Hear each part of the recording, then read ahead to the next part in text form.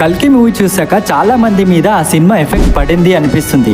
ఎందుకు అంటారా, ప్రతిసారి ప్రతి మూవీకి మా హీరో గొప్ప అని ఫ్యాన్ వార్స్ చేసుకునే ఈ జనరేషన్ ని గాడ్ వార్స్ చేసుకునేలాగా చేసింది. కల్కి మూవీ చూసాక అర్జునుడు గొప్పనా కర్ణుడు గొప్పనా అని సోషల్ మీడియాలో ఆర్గ్యుమెంట్ చేసుకుంటున్నారు. మీకు ఒక చిన్న స్టోరీ చెప్తా. కురుక్షేత్ర వార్ జరిగేటప్పుడు దుర్యోధన, ఈ ఒక్కరోజు అర్జునుడిని నా దగ్గరికి రానివ్వకు, అలా చేస్తే ధర్మరాజుని చంపేస్తా అని చెప్పి, ఒకవేళ అర్జునుడు కూడా నాతో యుద్ధానికి వచ్చాడో నేను అర్జునుడిని ఆపలేను. నేనే కాదు, టోటల్ దేవుళ్ళు అందరూ కలిసి వచ్చినా కూడా అర్జునుడితో యుద్ధం చేసి గెలవడం కష్టం అంటాడు ద్రోణాచార్యుడు. అండ్ అర్జునుడు సాక్షాత్తు ఆ మహాశివుడి దగ్గరే యుద్ధం చేశాడు. సో ఇక్కడే అర్థం అవ్వాలి అర్జునుడు ఎంత పవర్ఫుల్ అని. కానీ కర్ణుడికి శాపాలు లేకుంటే అర్జునుడిని సింపుల్ గా ఓడిస్తాడు అనుకుంటారు. బట్ అది తప్పు. ఎంత గొప్ప వీరుడైనప్పటికీ కర్ణుడు ఉన్నది అధర్మం వైపు. ఈ మహాభారతాన్ని నడిపించింది అర్జునుడో కర్ణుడో కాదు, జగన్నాటక సూత్రధారి ఆ శ్రీకృష్ణ పరమాత్మనే. జై శ్రీకృష్ణ.